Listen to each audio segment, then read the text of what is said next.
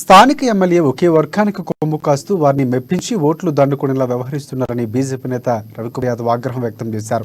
హైదరాబాద్లోని వివేకానంద నగర్ డివిజన్లో 26వ రోజు గడప గడపకు బీజేపీ కార్యక్రమంలో ఆయన పాల్గొన్నారు. బాగ్ అమీర్లో పాదయాత్ర చేసిన రవికుమార్ యాదవ్ ప్రభుత్వంపై మండిపడ్డారు. కేంద్ర ప్రభుత్వం 3 లక్షల డబుల్ బెడ్రూమ్ ఇండ్లకు నిధులు మంజూరు చేస్తే కేసీఆర్ ఆ నిధులు ఏం చేశారో చెప్పాలని డిమాండ్ చేశారు.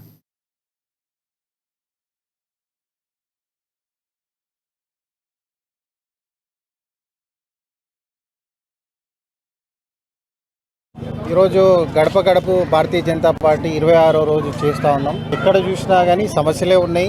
ఎమ్మెల్యే ఇప్పటివరకు ఏ బస్తీలకు రాలేదు. ఆయన ఒకటే వర్గానికి ఒకటే క్లాస్కి చెందిన ఓట్ల కోసమే ఆయన చూస్తూ ఉన్నాడు.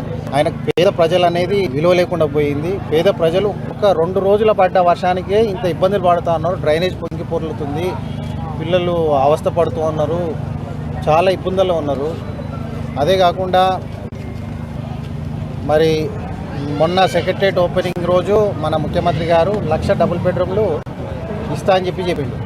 1,00,000 డబుల్ బెడ్రూమ్లు ఎవరికి ఇస్తున్నారు, ఎప్పుడు ఇస్తున్నారు? 9 సంవత్సరాలు అయిపోయింది. 9 సంవత్సరాలు అయిపోయిన తర్వాత 1,00,000 డబుల్ బెడ్రూమ్లు ఇప్పుడు ఎందుకు గుర్తొచ్చినాయి? కేంద్ర ప్రభుత్వం 3 లక్షల డబుల్ బెడ్రూమ్లకి మా పైసలు రిలీజ్ చేసింది. ఆ నిధులన్నీ ఎక్కడ పోయినాయి?